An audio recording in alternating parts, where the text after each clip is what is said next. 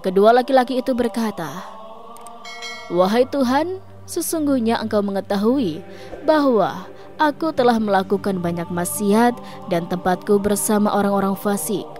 Namun aku suka berteman dengan orang soleh."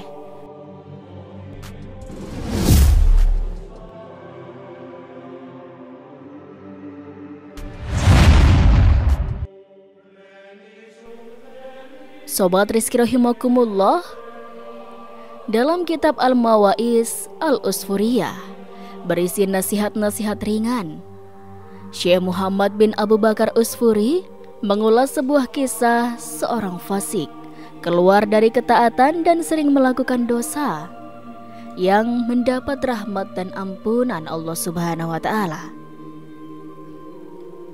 Dikisahkan pada zaman Nabi Musa alaihi salam, ada seorang laki-laki meninggal dunia. Kemudian jenazahnya dibuang oleh warga ke tempat sampah. Orang-orang tidak memandikannya dan tidak mau menguburkannya karena kefasikannya.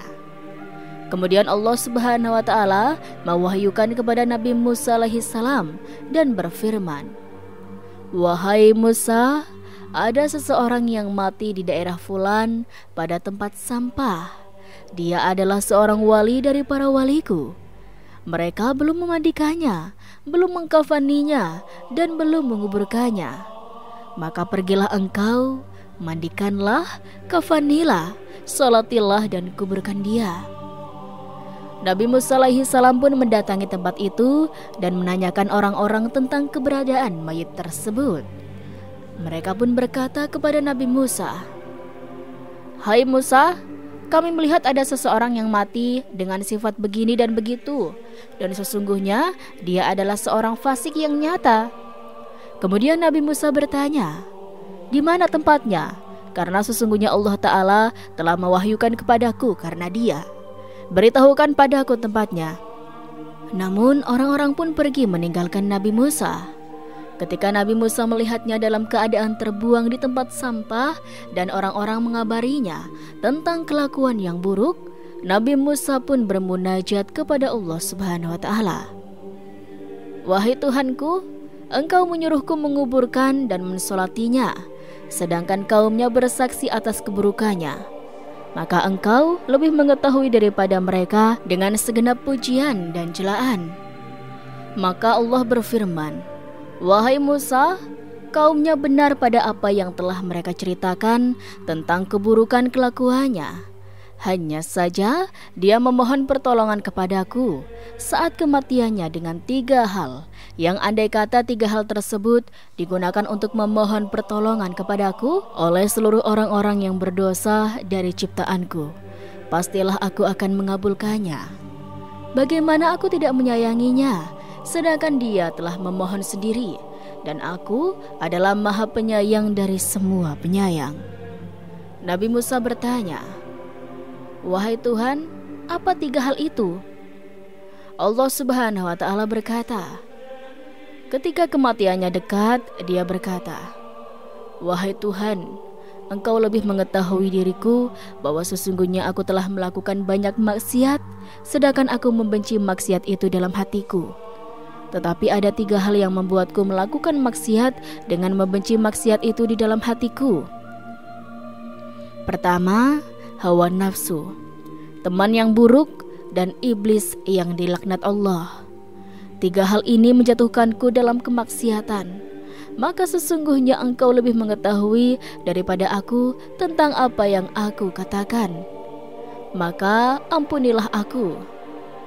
Kedua laki-laki itu berkata, "Wahai Tuhan, sesungguhnya Engkau mengetahui bahwa aku telah melakukan banyak maksiat dan tempatku bersama orang-orang fasik. Namun aku suka berteman dengan orang soleh. Kezuhudan mereka dan duduk bersama mereka lebih aku sukai daripada bersama orang-orang fasik." Ketiga, dia berkata, "Wahai Tuhan, sesungguhnya Engkau mengetahui diriku bahwasanya orang-orang solih lebih aku sukai daripada orang-orang fasik.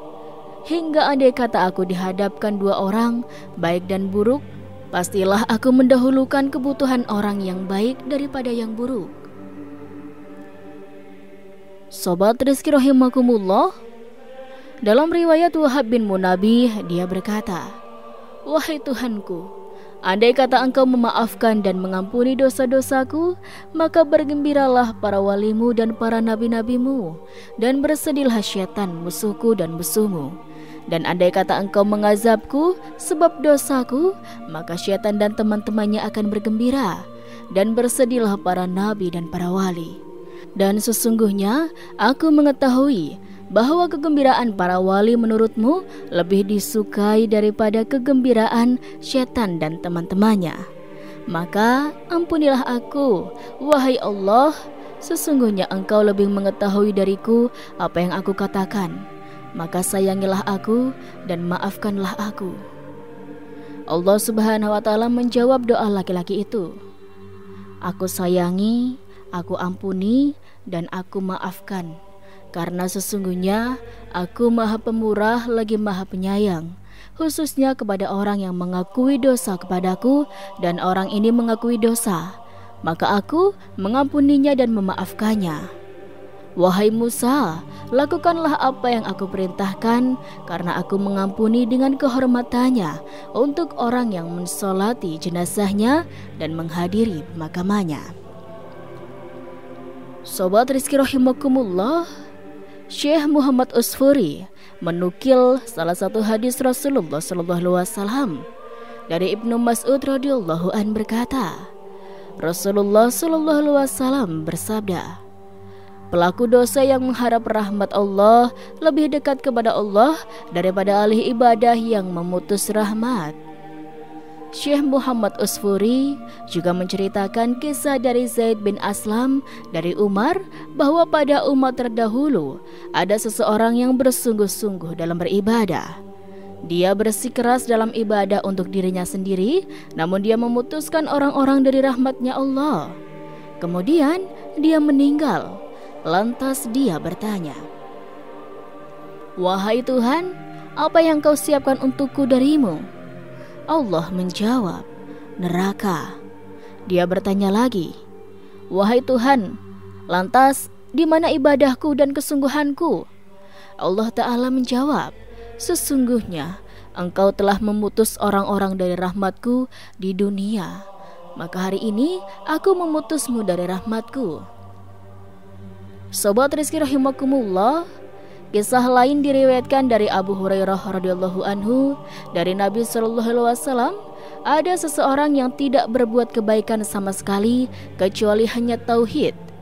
Maka tatkala maut mendatanginya, dia berkata pada keluarganya, "Jika aku telah mati, maka bakarlah aku dengan api hingga menjadi abu. Kemudian larunglah aku di lautan pada hari yang banyak angin." Maka setelah keluarganya melaksanakan wasiatnya, tiba-tiba dia berada dalam genggaman Allah Ta'ala. Kemudian Allah bertanya, "Apa yang membuatmu melakukan apa yang telah kau lakukan?" Dia menjawab, "Ketakutan kepadamu." Kemudian Allah Ta'ala pun mengampuninya sebab hal tersebut, padahal dia tidak melakukan sesuatu kebaikan apapun melainkan tauhid. Demikianlah kisah laki-laki fasik yang mendapat naungan Allah Subhanahu wa Ta'ala berkat taubat dan kemurahan Allah Ta'ala. Kisah ini memberi hikmah dan iktibar agar kita jangan pernah berputus asa dari rahmat Allah Subhanahu wa Ta'ala. Sobat Rizki rahimakumullah, adapun kisah lainnya, yakni tentang kisah iblis yang hendak taubat. Dan kemudian Nabi Musa alaihi salam pun memberi 3 pesan ini kepada si iblis itu. Dijelaskan oleh Ibnu As-Sakir dalam kitabnya At-Tariq Dimasyik bahwa sekali waktu iblis menemui Nabi Musa alaihi salam untuk memohon ampunan atas dirinya kepada Allah atas dosa-dosa yang telah diperbuat oleh iblis. Dikisahkan suatu waktu iblis bertemu dengan Nabi Musa alaihi salam. Seraya iblis berkata, "Wahai Musa, engkau adalah manusia pilihan Allah dengan risalah kenabiannya. Dan Allah berbicara kepadamu dengan pembicaraan yang secara langsung. Dan aku iblis adalah ciptaannya. Allah dan aku dahulu pernah berbuat dosa, dan saat ini aku ingin bertobat atas dosaku itu. Maka tolonglah aku, mohonkanlah kepada Allah keringanan bagiku kepada Tuhanku yang Maha Agung dan mulia agar Dia menerima taubatku. Setelah mendengarkan perintah iblis, kemudian Nabi Musa alaihissalam berdoa kepada Tuhannya. Maka Allah Ta'ala berfirman kepada Nabi Musa alaihissalam, "Wahai Musa, aku telah mengabulkan permohonanmu." Allah yang Maha Pengampun menerima taubat iblis. Tetapi Allah mewahyukan kepada Nabi Musa alaihissalam, yakni syarat diterimanya taubatnya iblis ialah dengan ia memberikan sujud penghormatan kepada Nabi Adam alaihissalam yang dulu belum melakukan oleh iblis. Ketika Nabi Musa alaihissalam bertemu dengan iblis, Musa alaihissalam berkata, "Engkau diperintahkan oleh Allah untuk bersujud, sujud penghormatan kepada Adam alaihissalam. Di kuburnya, maka Allah Ta'ala akan menerima taubatmu." Mendengar perkataan Nabi Musa alaihissalam tersebut, iblis kembali merasa sombong dan marah sampai berkata, "Saat Adam hidup saja aku tidak mau bersujud kepadanya, apalagi saat ini ketika ia telah mati." Iblis kemudian berkata, "Wahai Musa, sungguh engkau memiliki hak atasku karena dirimu telah memohonkan keringanan kepada Tuhanku. Ingatlah dariku akan 3 keadaan supaya engkau selamat dari kebinasaan dalam ketiga keadaan itu. Pertama, ingatlah aku saat dirimu marah, karena saat itu akulah yang berbisik dalam dirimu, dan pandanganku ada dalam pandanganmu. Aku masuk ke dalam dirimu melalui aliran darah. Kedua, ingatlah aku ketika engkau dalam peperangan, karena sesungguhnya akulah yang mendatangi manusia saat peperangan. Lalu aku ingatkan mereka akan anak dan istrinya, hingga akhirnya mereka pun lari dari peperangan. Ketiga, janganlah engkau duduk bersama perempuan yang bukan mahrammu, karena aku adalah perantaranya kepadamu dan perantaramu kepadanya untuk berbuat zina." Informasi yang diberikan iblis kepada Nabi Musa alaihissalam sejatinya ialah informasi juga untuk seluruh manusia. Maka hendaklah setiap manusia berhati-hati akan godaan iblis dan bala tentaranya, terutamanya dalam ketiga keadaan yang telah disebutkan di atas. Sobat Rizki rahimakumullah, banyak hikmah yang dapat diperoleh dari kisah tersebut. Di antaranya, Allah Ta'ala adalah Tuhan yang Maha Pengampun lagi Maha Penyayang. Pintu kasih sayang dan ridhonya terbuka bagi siapa saja yang hendak berdiri menghamba di hadapannya, termasuk iblis sekalipun. Allah akan mengampuni setiap dosa hambanya selama hamba tersebut melakukan taubat secara ikhlas dan bersungguh-sungguh. Seluruh dosa dapat diharapkan taubatnya, kecuali dosa-dosa hati seperti sombong yang menghalangi iblis mendapatkan ampunan dan rahmatnya Allah, bukan hanya karena ketidakpatuhannya kepada perintah Allah, melainkan sebab utamanya ialah sifat sombong yang ada dalam diri iblislah yang menghalanginya memperoleh ampunan Allah. Maka hendaknya kita jaga diri kita agar terhindar dari dosa-dosa hati. Balaslah kebaikan yang telah diberikan orang lain dengan kebaikan yang lebih.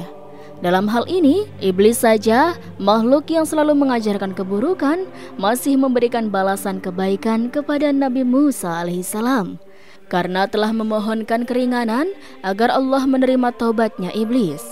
Balasan kebaikan iblis ialah iblis menginformasikan kepada Nabi Musa alaihissalam agar waspada dalam 3 keadaan. Karena dalam keadaan-keadaan tersebut, iblis banyak membuat manusia menjadi binasa. Wallahu alam. Dan itulah sobat sedikit kisah kali ini. Kurang lebihnya Rizki mohon maaf. Dan sampai jumpa lagi di kisah-kisah selanjutnya ya sobat. Sekian dari Rizki. Wassalamualaikum warahmatullahi wabarakatuh.